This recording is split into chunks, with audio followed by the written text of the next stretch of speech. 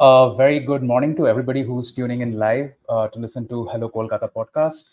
We are back again with another fresh episode this Sunday, and we have a very special guest, whom I'm going to be introducing very shortly. Firstly, a couple of milestones to celebrate. We hit 15K subscribers on our weekly newsletter.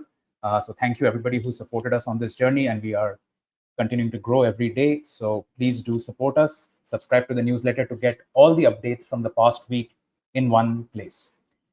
And all credits to Menak for bringing out this fantastic newsletter and making it a habit and a discipline to ensure that every Sunday evening we bring out the newsletter. So that's one. Number two is we hit 29K subscribers, community members on LinkedIn.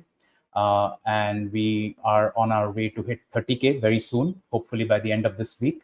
Manak promises me by the end of this month, we'll see.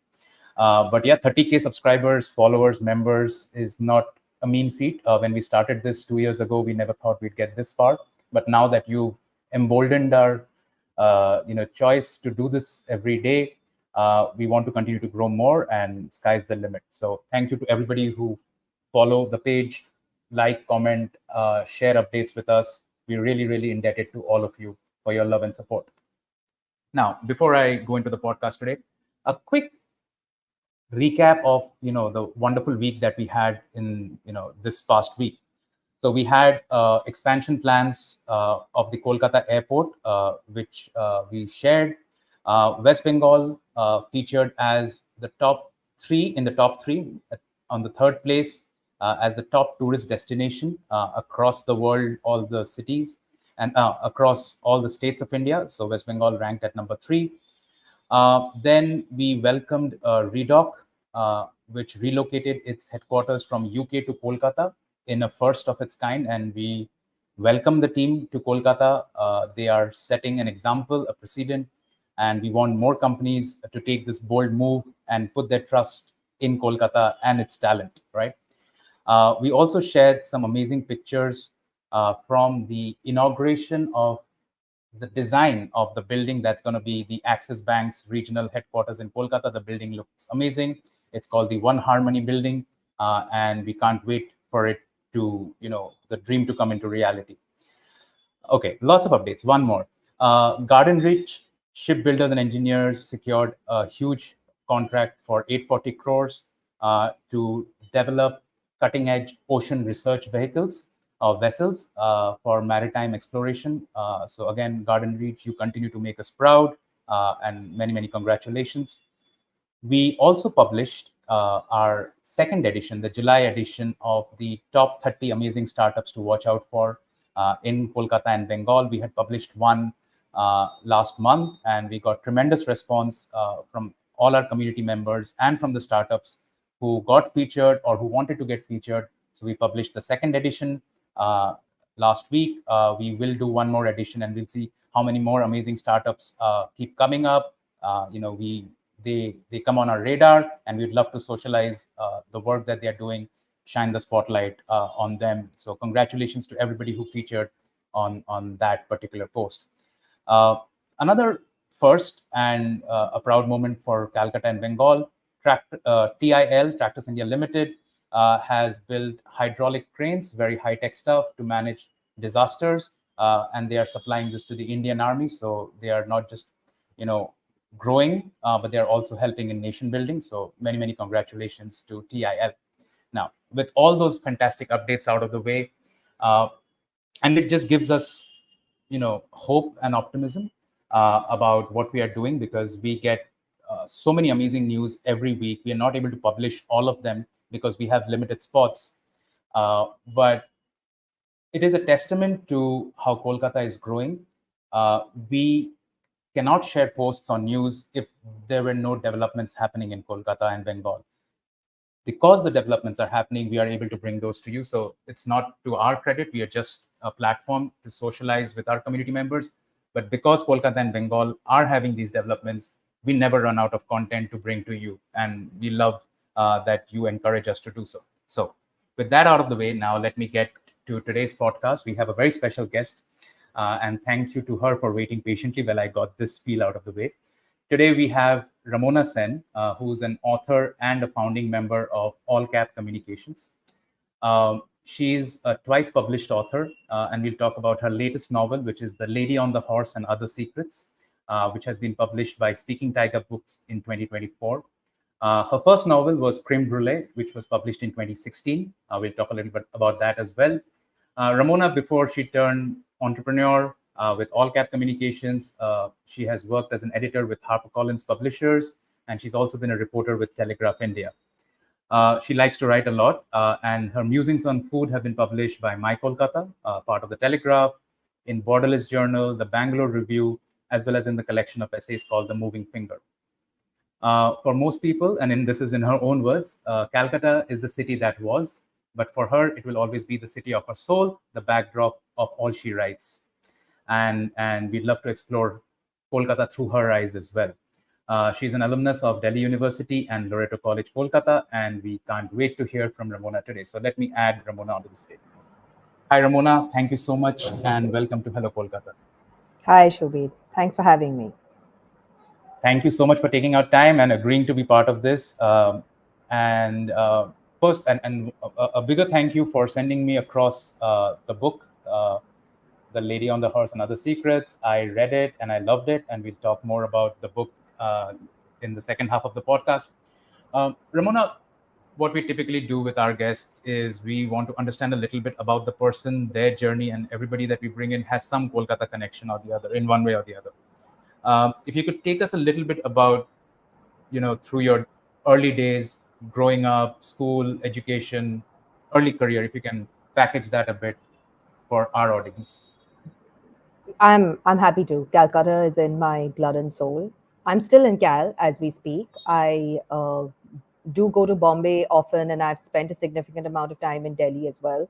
But Calcutta is home, always will be home for me. I grew up in Cal. I went to Loreto House, and a lot of my childhood experiences of Calcutta went into the book as well. I mean, I don't know whether some of like the early 90s growing up and 2000s as well was familiar to you when you were reading those parts of the book, which is basically because my protagonists, it's a novel that spans 5 generations, but in the current, there are two girls who very much reflect the life that I knew in Calcutta. But quick summary is that I went to Loreto House, then I went to Loreto College to study English, and then I did my master's in Delhi University, Lady Shri Ram College, and then one of my first jobs was in HarperCollins, not just as an editor but also in the marketing department, because I entered the publishing via marketing, and then I segued into editorial. So I know exactly what it's like behind the scenes. I like to think that I'm one of the few writers who does not give their publisher grief about marketing, because I know exactly how it works, and it's hard. It's hard for them. Yes, it's hard for the writers, but it's quite hard for them as well. And I was there for about a couple of years, and then I moved back to Cal. And since there wasn't any publishing, there wasn't a robust trade publishing industry in Calcutta. I moved into journalism, where I joined the Telegraph, and it was actually the job of my dreams, because I got put on the food beat in T2, which means I basically ate for a living for 2 years. I mean, it changed my body forever, and Yeah. but it's I mean, if I could go back and do it again, I would, because my friends were incredibly jealous, because um, I was just out eating all day and writing about food. And that's when I discovered that, yes, there's great joy to eating about food, but there's also great joy in writing about food. And that's when I discovered my joy of writing about food as well. I think I would say that I almost love writing about food more than love writing about books. Travesty. I Okay. like writing books, but I like writing about food. One of my next books is actually going to be a collection of food essays. So I'm Okay. compiling some food essays, not necessarily some that have been published before, but a lot of them are new. And sometime in, so my first novel had been published in 2016, and that came about in a serendipitous and strange way. So I'll tell you about that. But there was Sure. actually another novella based on the same characters of my first novel, Okay. which was Like a Crème Brûlée. sequel. Yeah, it was not a sequel, but with the same characters. Like, you know how Woodhouse has written a whole series of, say, with Sure. Bertie Wooster, but they're not necessarily sequels. Or Sure. the readers who've read every book can patch together something, but it's not Sure. a sequel. So that got Hmm. published as a novella on the Juggernaut app when it was launching. The app isn't there Hmm. anymore, but I Okay. might publish that novella separately in a bit. Um, so when I was working in publishing, I met a lot of editors, literary agents, and one of them liked my, because I was writing some blog posts for a friend Hmm. just for fun. She liked my humor voice, so she said, "Why don't you turn this into a book, turn this into a character?" And later I realized that that is actually the genre that she sells. So it was my so Crème Brûlée is specifically commercial fiction, but it Hmm. is also, there's humor, there's romance, and it's all based around food. Okay. It So, wasn't so difficult is for me this to is write. this is this a new genre in itself, like food lit? Food fiction. My Food friends are fiction. calling Okay, it yeah. food fiction. Yes, I think. Alliteration is always better. Yeah. Yes. So I think there might be some food fiction. There's definitely like food mysteries, because there's this new book that's doing really well, which is Butter. You should look it up. Okay. And Okay. there's a lot of food in that, but it's a murder mystery. And Hmm. yes, so that's how Creme Brulee happened, because it was commissioned from me, and Okay. I was 23, and I thought it was a great opportunity to write my own book, and Hmm. uh, and then Potluck happened because Creme Brulee got published, and The Lady on the Horse and Other Secrets is, in many ways, it feels like my first novel, because it is Hmm. a novel that I wrote without it being commissioned originally. I wrote it because I wanted to, and then I went down the whole trajectory of trying to find a publisher, etc., Yeah. etc. And And I think a lot of, sorry. Yeah. Go ahead. no, it's just that writers get typecast Yeah. into the genres that they begin with. So I Hmm. did run the risk of being typecast as a commercial food fiction writer, and but I mean, if this is only my second novel, so it wasn't Sure. difficult to break out of that. Yeah. So, I mean, and a wonderful journey. I had a few questions, which, and I didn't want to interrupt you No, no, with please. your flow. But you studied in Delhi, so you got the exposure to the DU culture, Yes. and then you worked in Delhi for a couple of years. I'm curious, and because we call ourselves Kolkata Calling, so what this made you decide to come back to Kolkata at that point of time? Well, it was actually a family situation that I came back for, which is my Okay. dad passed away. But Okay. it was a move that turned out to be really good for me, not least because I joined the Telegraph Hmm. in the T2 department, and the editor of T2 and the Metro then, Sumit Das Gupta. I still work with him because in Hmm. 28 because he left in 2017, and in 2018 we some of us helped him form this content and communications company, which is called AllCap Communications. Yeah. We helped him establish that in 2018, and I'm still working with AllCap as one of the core members. So I wouldn't say I'm an entrepreneur. Sumit Das Gupta is the entrepreneur, but Sure. I have helped him with, and I've been a co-member of the founding team. I'm very Hmm. much an employee, but yes, I mean, I've seen a startup be established from the very roots, and I've seen it. I mean, we went from, I think, 8 people to uh, 80 people. Hmm. So it's been a journey, and Wow. I've been lucky to have that exposure.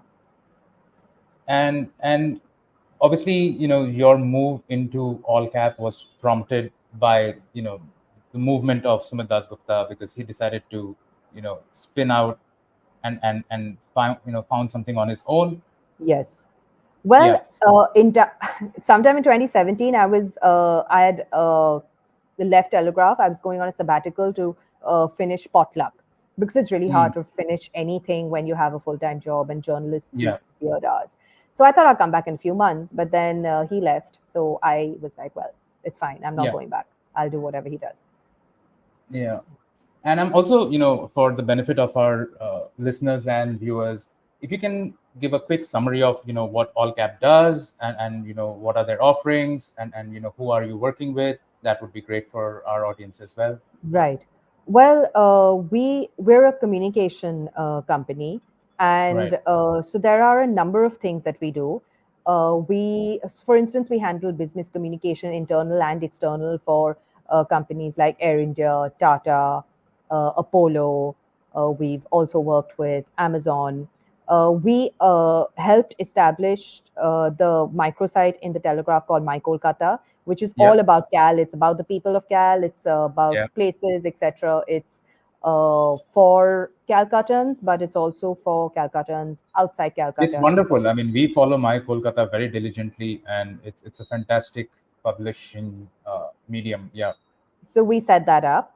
And but I'm actually heading the books department in AllCap Communications, and primarily I would say we do three kinds of books. So we do personal memoirs, we also Sure. do business and thought leadership books, Hmm. and we do books for corporates in the coffee table genre. And we work very closely with educational institutions. So we work with ISB and Shivnadar University, Ashoka University. And for instance, with ISB, the professors they often don't have time to commercially publish their books. But there's all this Yeah. wealth of information that they have. And Hmm. we are helping them get that down and disseminate that to a non-academic audience who would benefit from the information and Hmm. data that they have. So yes, that's in short about the work Yeah. that I do. It's a very different sort of writing from the writing that I do on my downtime. Yeah. No, whenever I hear coffee table books, I am taken back to a Seinfeld reference, which was Kramer's book. I don't know if you followed Seinfeld, but there's a Kramer's reference about a coffee table book about coffee tables, and which can actually transform into a coffee table. So yeah. Yeah, But yeah, yeah, that's true. wonderful to But hear. I grew up reading a lot of coffee table books because Dorling Kindersley used to publish these coffee table books of sorts for children. Mm, So mm. that's yeah, it's a nice way to uh, gather information. Yeah, and it's also like a memorabilia, right? It's not just a Hmm. book. Like Yeah, you can also put it up somewhere, and it's always great yeah. to have in any environment. It accentuates that. Um, so when you talk about books, and you've chosen, your field, your profession, and your passion, uh, everything to do with writing and with books, is there a growing concern, like in millennials, that reading is going out of fashion? Do you see that? Do you feel that in our generation or in the next one, which is already here? What's your view on that? I think the growing concern is also, and I saw this from a status message that was put up by one of the editors in Delhi, that the discerning reading audience has actually shifted to Netflix to watch all the serious shows and serious dramas, etc. Mm-hmm. Hmm. Um, I do think that smartphones and social media has definitely killed the reading habit a little bit. Uh, I I was a robust reader as a child, and I know that if even if like if I'm reading less, then I can imagine that people who didn't grow up with a reading habit, it's that much more difficult for them to actually sit down with a book. And Yeah. part of the problem is the fact that social media has been built to be so addictive. Now, Mm-hmm. if books came with little flashing red buttons, Sure. then maybe we'd be addicted to reading books as well.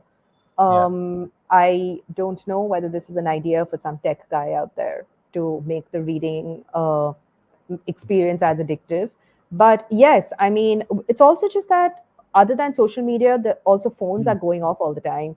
There's Yeah. WhatsApp, which so you're never not off the hook. Like it's not just when the landline rings that you have to attend to a phone call. Yeah. So it's very easy to be distracted these days. Watching something is a passive activity. Reading I was is coming to far that. more Yeah. active. So you Yeah. Yeah. can just sit back and watch something and sometimes not engage with it entirely, but it's just playing out in front of you. But Yeah. reading, you have to engage with every word. Otherwise, you come to like the next sentence and you're like, no, wait, what just happened? Yeah. So yes, I would say that reading is, I think it's definitely not anyone's top priority just now, Hmm. unless you're really unless the act of it is really doing something for you, which is why it's very hard for publishers to market every single book that they publish, and it's very hard for writers to also become known. But yeah. Yeah. Which is a nice segue into your book, I guess. And we can talk about now the Lady on the Horse and other secrets in detail. So I know I was sort of troubling you with a lot of questions yesterday because I read the book, and I'll go first to talk about why I liked it, and then obviously you can take us through the whole process of coming up with the book. And as I was saying this to you yesterday, that uh, again, one of those people who grew up reading a lot, but then with work and all other stuff, reading sort of took a back seat, and then with the distractions that you mentioned, reading was something that you had to find out, really make time for to do, rather than it being a real part of your day, that you were used to.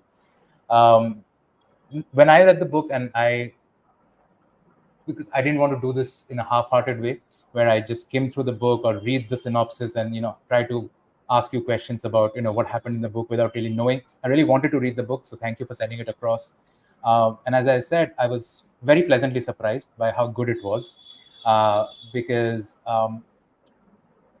when a lot of writers set the context, the backdrop, it's very rich. There's lots of characters, there's history, and there's a little bit of intrigue, suspense, what happened, how did it happen, all of that is there.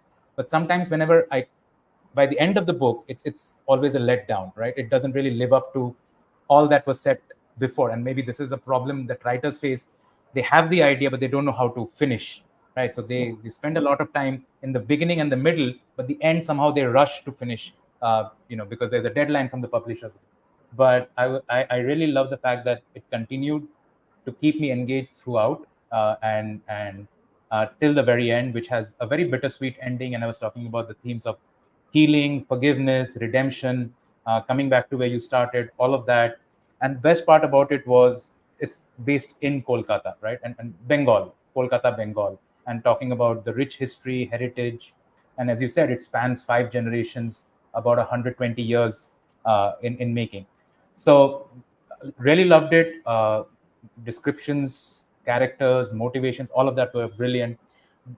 So before we dive into the Lady on the Horse, and you let me know when you want to bring up the inspiration behind it. But if you can talk us and our audience through, how did this idea come about? How did you go about writing it? What went into it? So the book spans 5 generations, and it begins about like it goes as far back as 1900 and it ends 2022ish.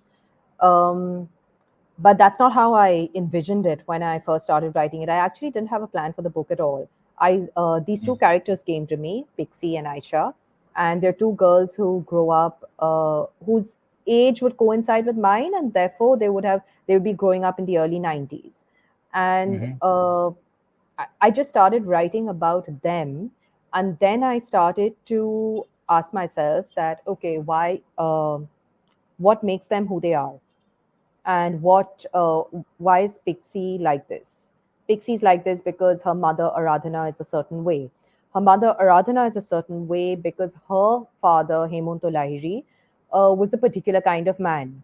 Now, on the surface of it, Hemanto Lahiri is the picture of the uh, Bangali Bhodrolok, but Yeah. behind the And scenes, even that aristocratic in a manner, right? Quite yes, aristocratic. yes. Yeah. Now, Yeah.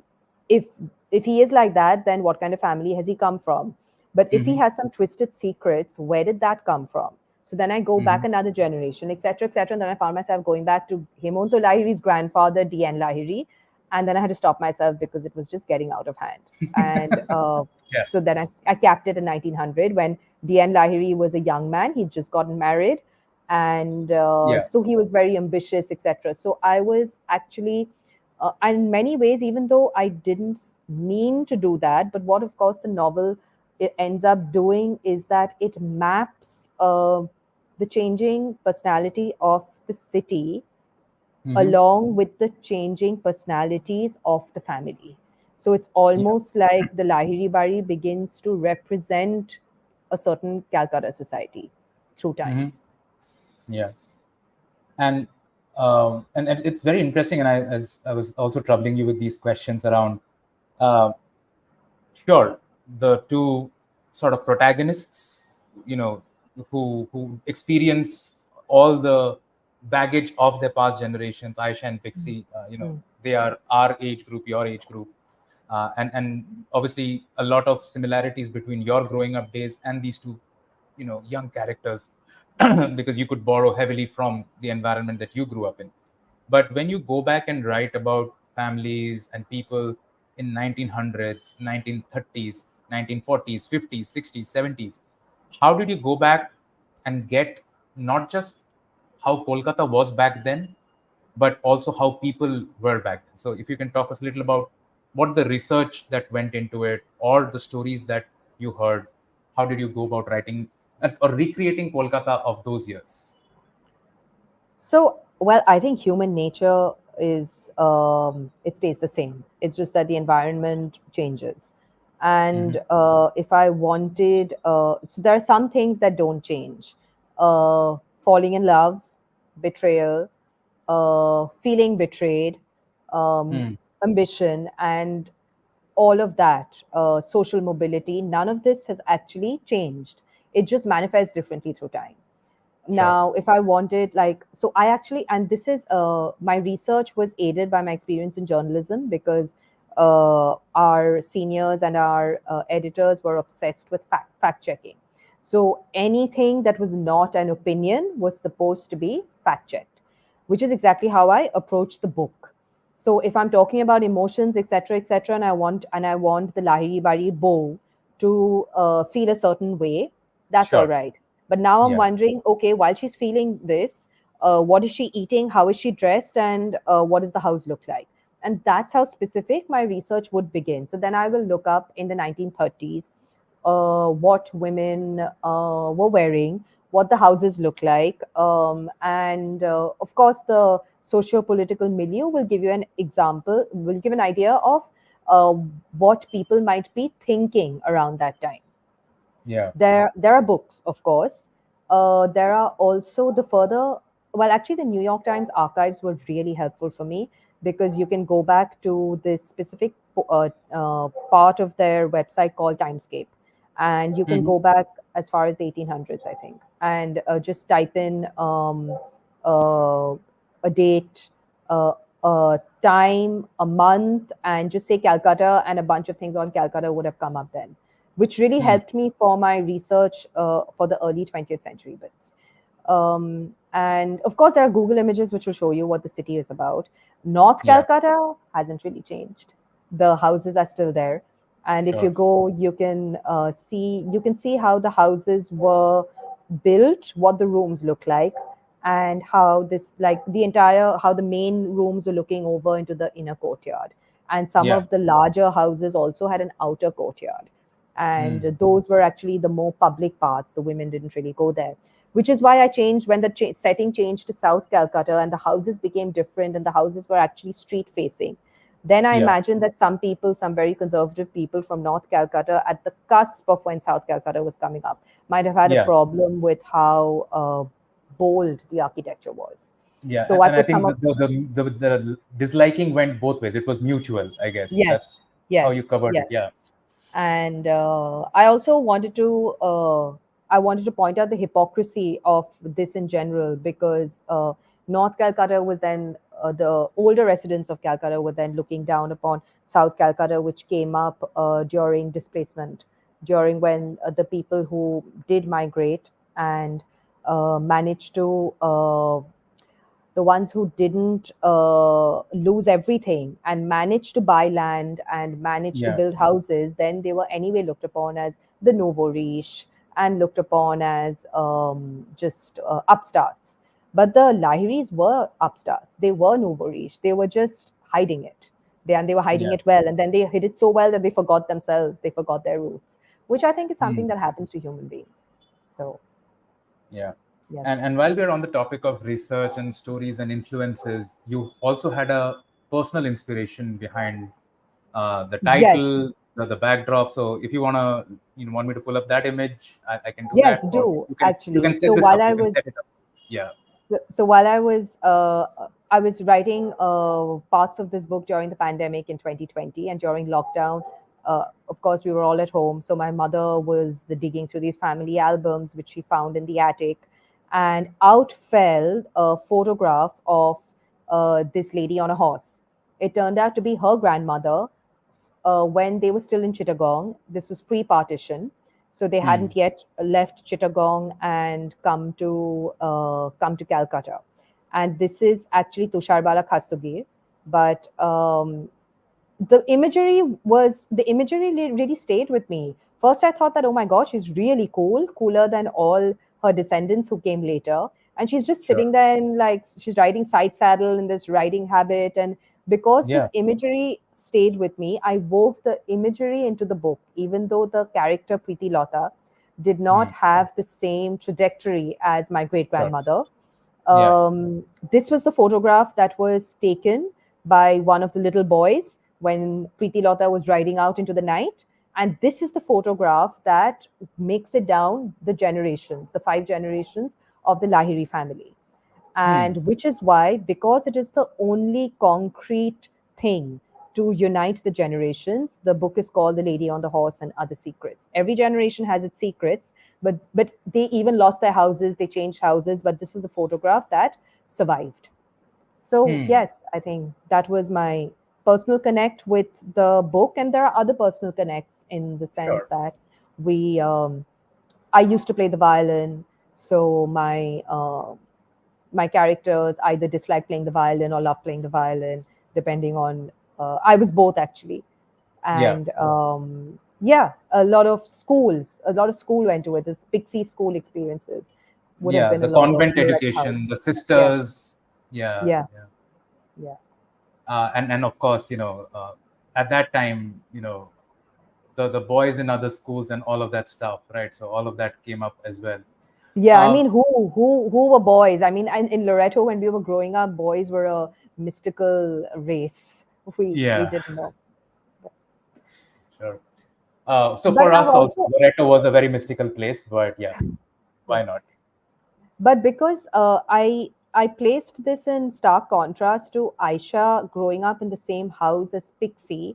because so I mean these differences have always struck me because Aisha is the maid's daughter, and she Hmm. wears Pixie's clothes as me downs, and Hmm. she goes to the Parar school, and Pixie goes to a very a better known school. So for Sure. Aisha, it's always been even though she's living Pixie's life, she's not really living Pixie's life, and there's always an aura of mystery around Pixie's life for Yeah. her. And these inequalities, I one of the things while I was mapping Pixie's history, I was wondering how the inequalities and the history of inequality, how it leaves an impact on, say, underprivileged children that we know, but we also take for granted in our spaces. And so, which is why I mapped Aisha's uh, history, family history, but also emotional journey Hmm. similarly. And of course, it was very different when it. Yeah. And I'm also curious. I'm going to ask you about this, but what I was telling you the other day was, while the book opens with a family tree, right? It's got this chart about how the DN Lahiri family expanded till the present generation. But there are a lot of gaps in that family tree. right?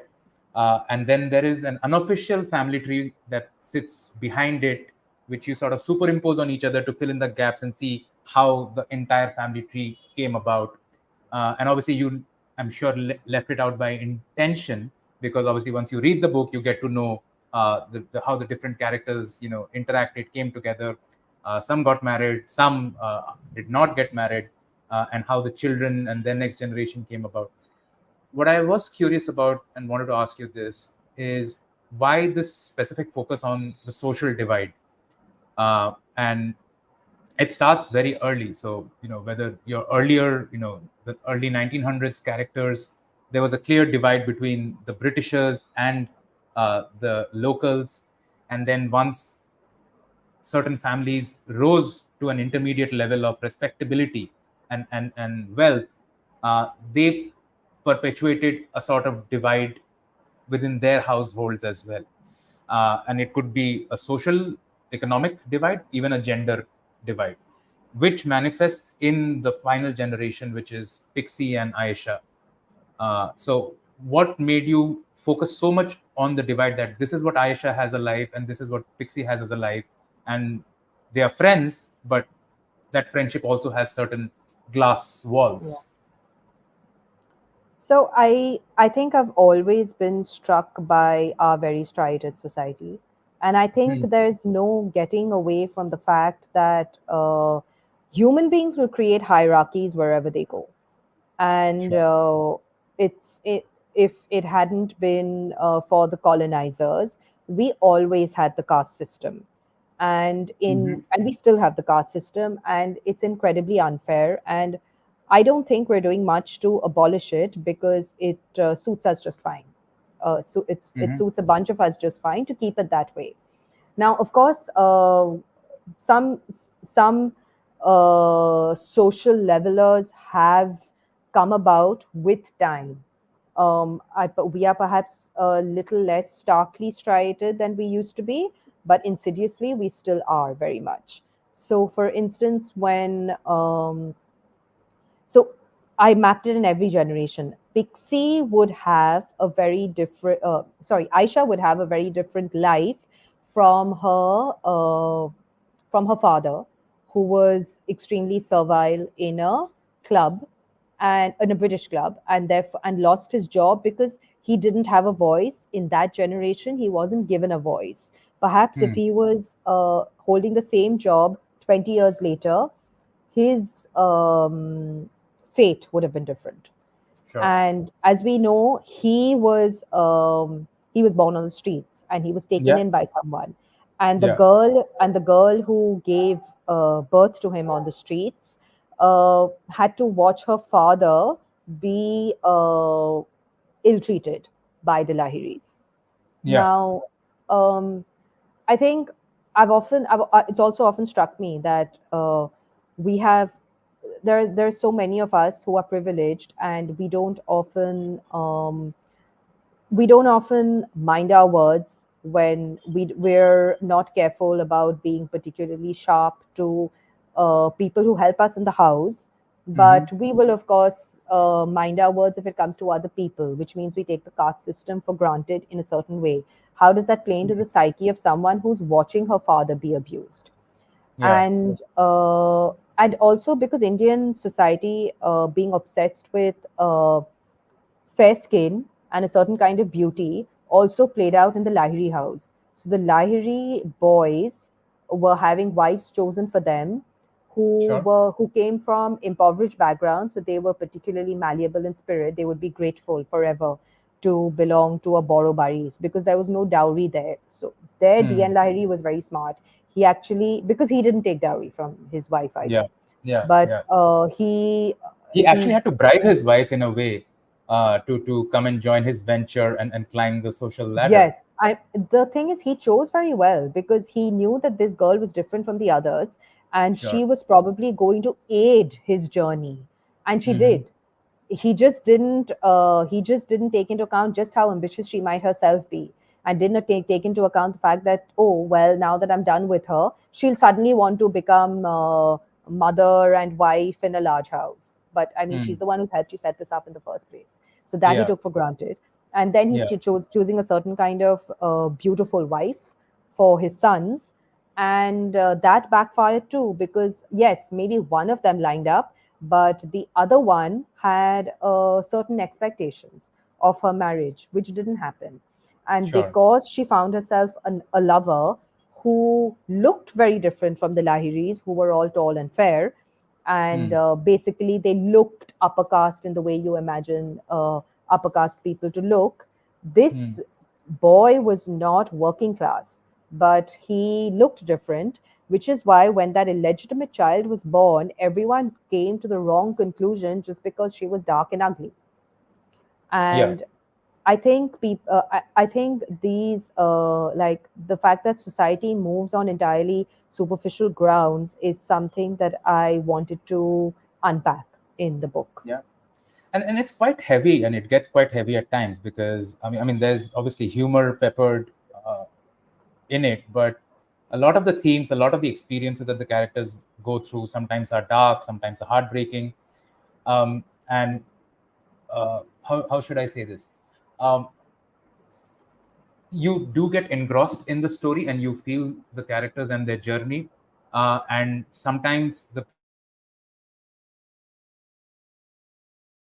who uh, sort of been more exploited, they finally get a redemption. They finally get, I would say, acknowledgement in society. All of that happens in balance. There are some characters who never get any, and their story is really sad. And this is what I'll sort of move towards, that we were talking about popular writers, right? And how different you have written this book, and we spoke about that the audience is very different for, let's say, The Lady on the Horse and Other Secrets versus the kind of uh, bestseller lists that we see on airports, crosswords, star marks, and which are like the ones that you quickly pick up and try to go through.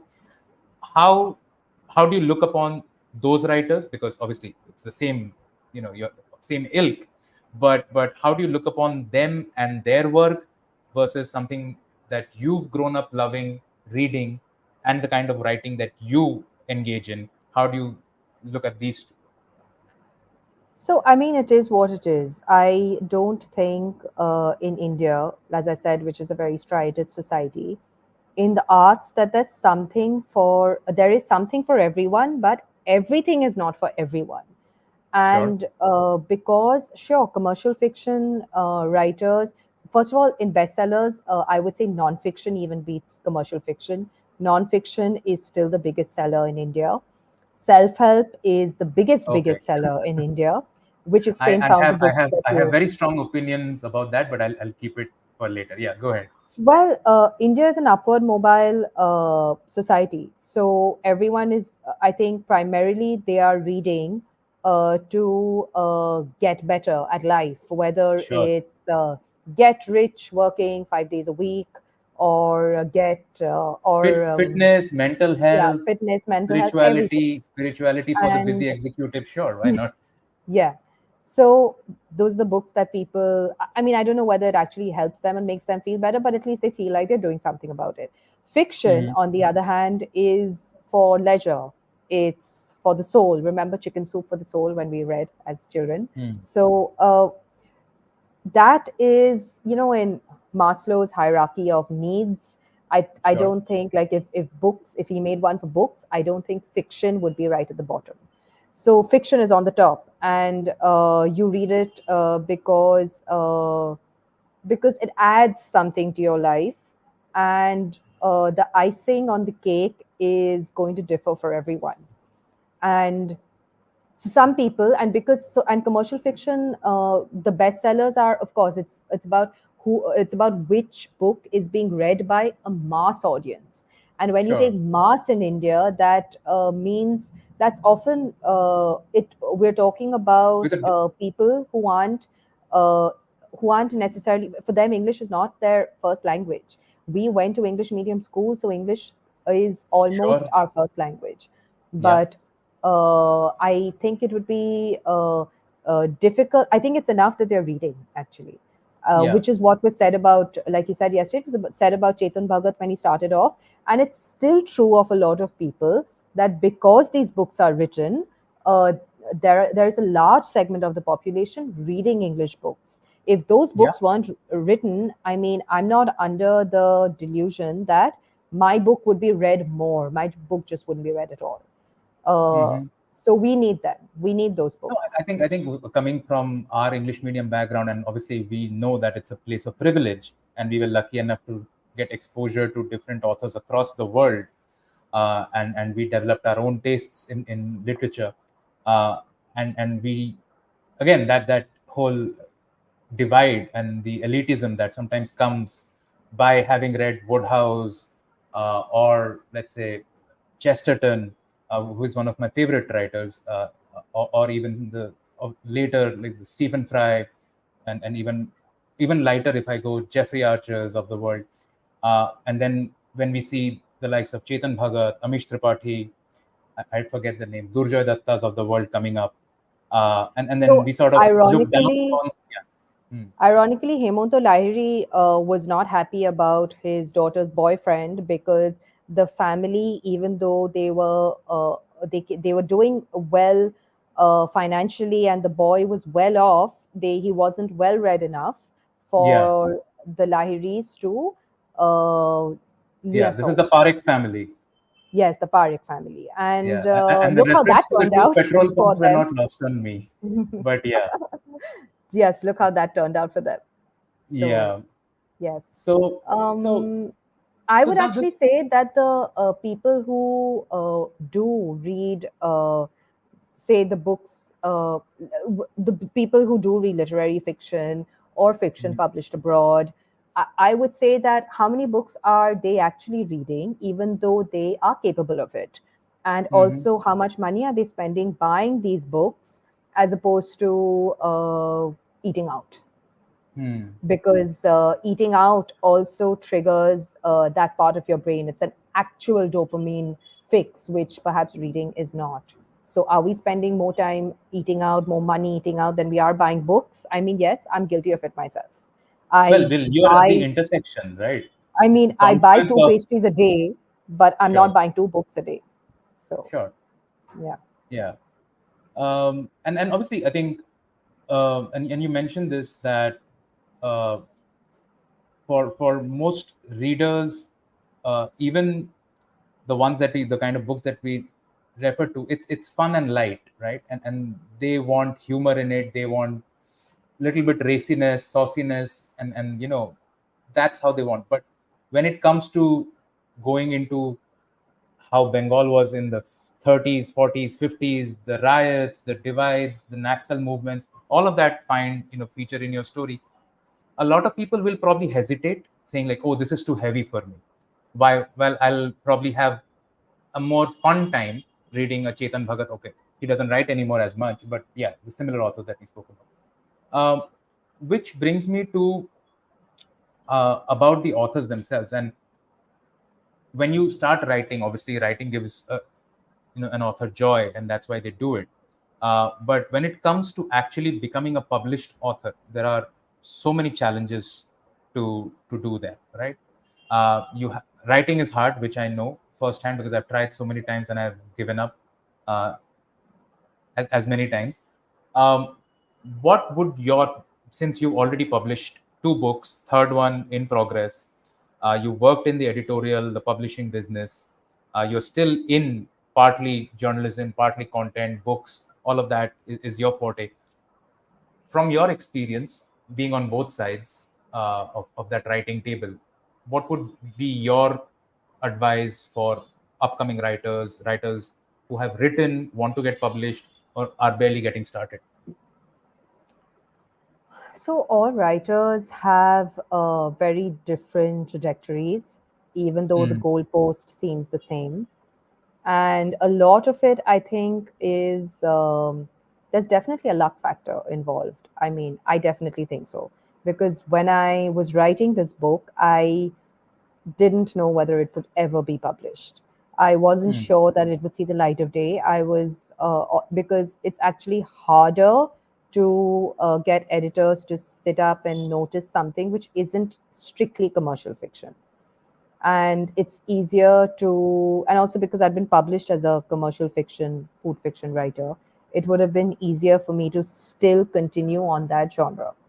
But I primarily, first I write for myself, the stories that I want to tell. I am also interested in the art of writing. It's a little Hmm. bit like, say, a sculptor just, tooling away to see that, oh, let me just see if I can build this. So for me, Hmm. there's first a curiosity in the literary form. And then and when I start writing it, I just want to see how the story pans out for myself. And then, of course, when it takes a certain shape, I do think about sending it out to publishers, which publishers would be interested.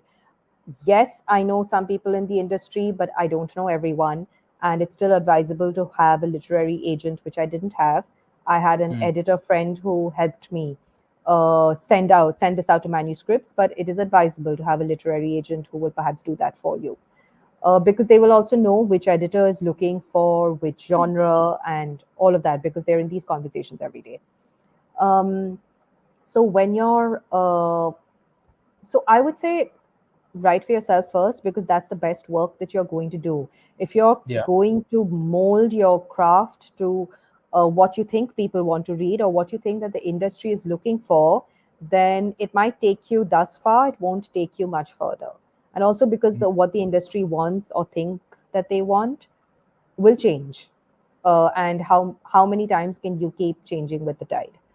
Hmm. Um, I would also say take time with the manuscript, because sometimes when you put something away for a few weeks, if not a month, then when you open it again and you revisit it at that point of time, and then you think, oh, wait, this is not working. I would write this differently. I do this with almost every piece that I write, whether it's short or long. I revisit it after a couple of weeks and then make changes accordingly. Um, and in that period, I would say take distance from it. Don't think about it at all. Just get on with your life, live life normally, and then come back to it. And then it'll be entirely fresh in your brain. So you can approach it with a fresh set of writing eyes. Um, and after that, it's the publishing process itself is arduous, because editors don't always respond anywhere close to immediately. It's a few Hmm. months at least, and you have to have the patience for them to get back to you. And then, of course, you have to wait to be published. That itself might be another 6 months, because they've already slotted books for, like, Yeah. every week they have slotted books for 6 months ahead. So by the time you come around, you're probably waiting at least a year before your turn comes. So it is an exercise in patience, and Hmm. you definitely have to. Writers have to help out with their own marketing. Yes, I think most publishers are happy to support with Hmm. marketing collaterals. But if you can arrange for your mostly your own events, or by any way of you spreading word of mouth, whether that's in a big way or small way, every drop in the ocean counts, and that's what they should be doing. Because Yeah. publishers, some pub, so Speaking Tiger is almost a boutique publisher, so they don't have that many books per month, as opposed to the Hmm. larger publishers like Penguin, Harper, Pan Mac. And while I was writing the book, actually, I was thinking to myself that it would be so great if Speaking Tiger was interested, because on the media side of things, every time I received their books for review, I liked every one of them. And what are the chances that happens with any publisher, that you like almost every book that comes out of their list? And this happened with me in Speaking Tiger. So honestly, for me, it's been a great privilege that they Yeah. accepted this book. And after that, you just, I mean, they can help with, like I said, collaterals, sending you the book, things like that. Yeah. But the writers will have to play a huge role in getting the book out and getting it, and getting people to read it. And it's difficult to get people to read new writers, unknown faces. But Hmm. if you keep at it, I think, and even if your first book doesn't make you instantly famous, it's all right. You're writing because you like writing. Just keep at Sure. it. Yeah. And there's also a new I don't know, school of thought maybe, where a lot of people are self-publishing. What's your take on that? I understand why people are self-publishing. It's because the mainstream publishing, um, industry takes so long, and often Yeah. it's a black hole, and it can be very disheartening. uh, Mm-hmm. I think if people, so for one, I know that people have made it big on Kindle Direct Publishing. They have published, and it costs nothing. So you publish a book, you put it out on Kindle Direct Publishing, you begin to get your own niche audience, and then the more you publish on KDP, the same audience comes back to you, and maybe you gather some more followers. And I do know that there are writers who have started off in KDP and have been picked up by mainstream publishers because because they have made a name first having self-published. So that's KDP. The more expensive route, of course, is to be able to pay for the printing and all of that. And if you can pay for it, sure. But I think it's complicated to have your books available in all the bookstores because you have to be able to find a distribution network. Got it. And if you're just publishing for friends and family and to distribute among your friend circle, yes, because sometimes people write family memoirs, and because we work with people who are writing their family memoirs, we know that they publish, say, 500 copies or even 300 copies, and they give it to their friends and family because they want that story to be told. But Got it.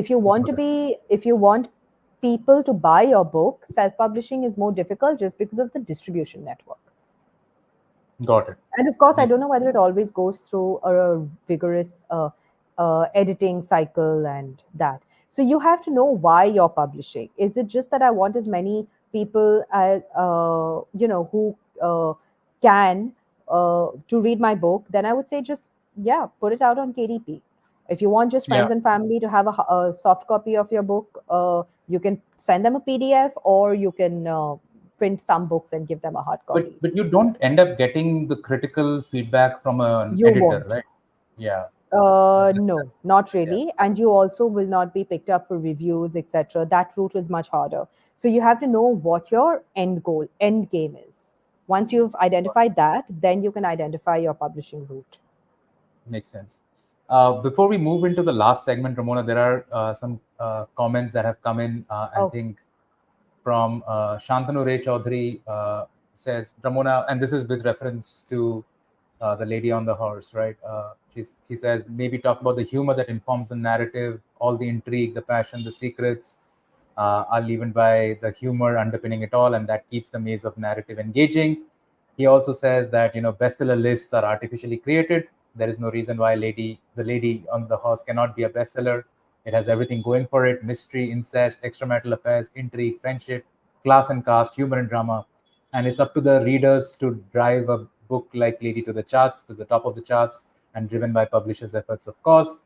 The only thing it diverges from the bestseller charts is that it is very well written. So that's the Shantanu Ray compliment. Chaudhary is editor at Om Books Yeah, International, and I yeah, worked with him when I was in HarperCollins. And in yeah, fact, I had sent him the manuscript to have his critical feedback before I sent it to anyone else. And he's the yeah. one who helped me send it out to publishers, including Speaking Tiger. So he has been instrumental in my publishing journey, and he has really engaged closely with the book.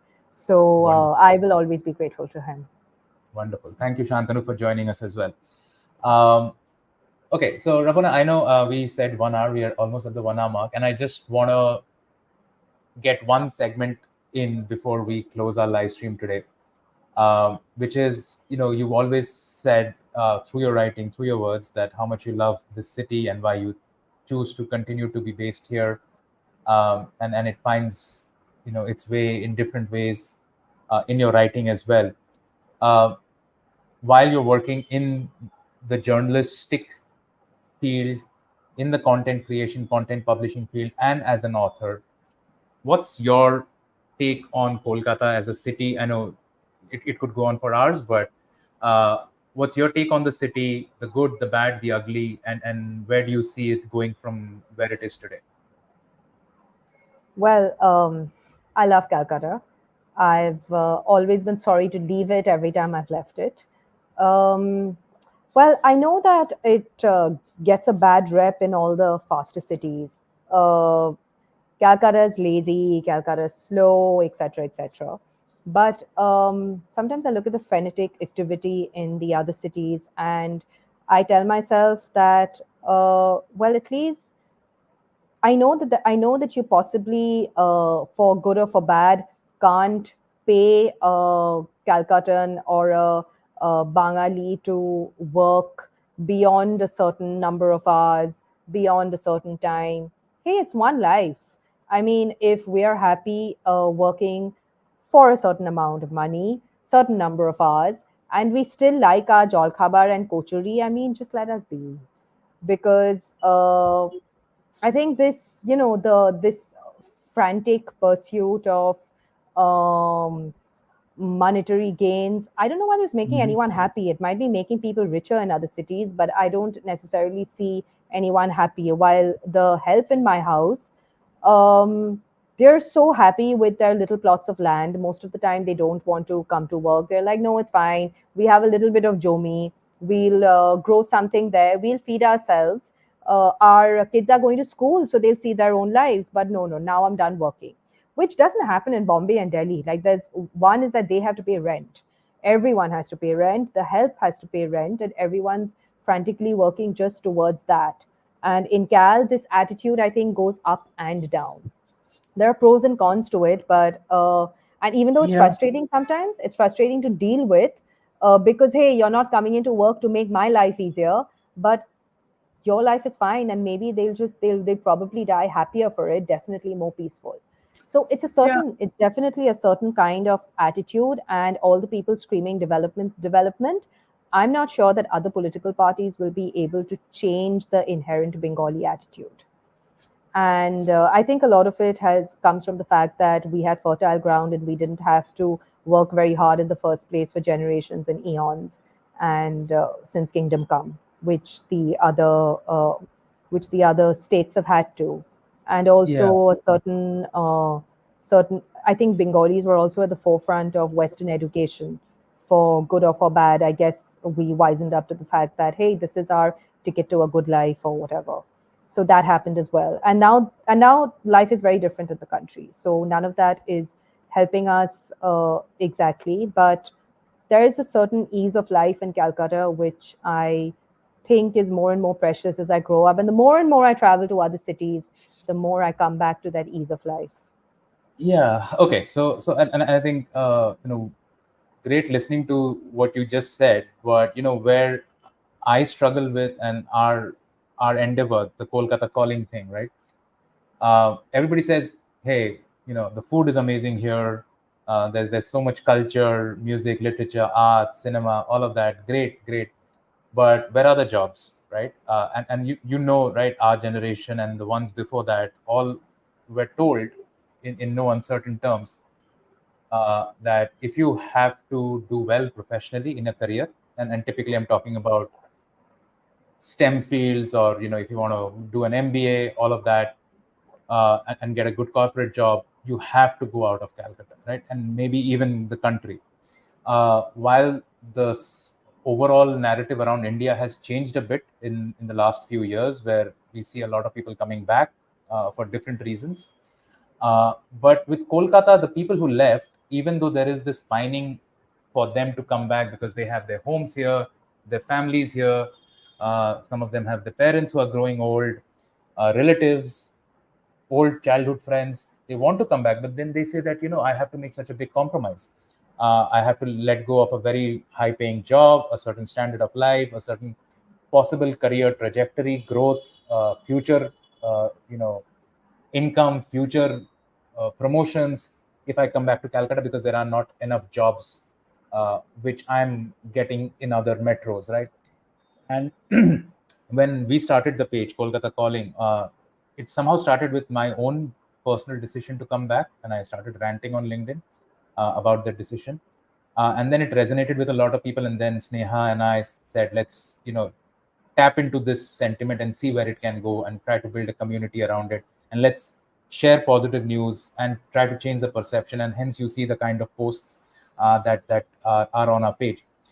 What I always feel, and that guilt tripping somebody into coming back is not going to work, because if they do, then they'll always live in a certain amount of regret, right? And why did I do this? And they'll probably blame the person, place for whom they came back, unless it's a decision that's practical. Man being whatever, an economic being, it's a very practical decision they make, where they weigh the pros and the cons, and then they say, okay, now it makes sense for me to go back to Calcutta, right? So we can tell them about all the peace and tranquility, and the ease, and the leisure, and you can relax on a Sunday afternoon with a good book, and whatever, chai, kuchuri, all of that. But for the professional, the corporate professional, which most of our friends and generation are, it's not enough for them to make that trade-off. Where are the jobs in the other cities? Did you see that stampede in Bombay that happened Well, for 2 or 3 jobs, yes, and they were yes, flooded? It all yes. comes down to population. I mean, Hmm. maybe we should have less people, and I think a lot of problems would be solved if there were just less people having children by the hour. Hmm. Is But So now that we've then had obviously. children by the hour, no, for Hmm. sure. I mean, jobs are it's a crucial thing. But I don't think it's just a Calcutta thing. Maybe you're comparing it to Delhi, Bombay, Bangalore, but all Hmm. the tier two cities are also flooding to just these cities. And I'm pretty sure Delhi and Bombay will crumble under the sheer pressure of Yeah, the having to infrastructure is provide already crumbling. Yeah, jobs it for the cannot. entire It's not country. sustainable. Yeah, I Yes. think. I So think. Yeah. I No, don't go think ahead. it's Go ahead. just Calcutta. I don't think it's just Calcutta where there aren't jobs. I will say though that sometimes it's also difficult to hire, in the sense that when you're looking for people to fill certain positions, it's not that the people that you necessarily hire for those positions are Hmm. the best, or that they will bring their best to the workplace. I Yeah. also think there's a certain amount of entitlement this possibly in this generation, my generation and the generation below, that first we will ask the workplace, okay, what do we get out of you? What do Hmm. you owe us? And then we Hmm. maybe bring um, half our ability to the table, and then we'll see. With that attitude, that's why there's a very high rate of attrition as well in all Hmm. companies. But Hmm. yes, there are people saying, where are the jobs? But there are also employers saying, where are the people? Yeah. So, Yeah. Yeah. where? Yeah. That's the conundrum, right? Yeah. So I mean, we try to do our bit in changing the perception that nothing happens in Kolkata, and we, as I opened today's podcast with, like, we keep sharing these news. It's possible for us because these things are happening, and hence we are able to talk about them. If nothing was happening, we'd just be an empty page, right? So that's one. It's also interesting listening to your perspective, Ramona, because given the kind of trajectory you have had in your career, and the choices and decisions you've made, and obviously listening to some of my friends who had maybe a little different, career trajectory, So I was and always in a low paid sector, and it's very difficult being in a low paid sector in cities like Delhi and Bombay.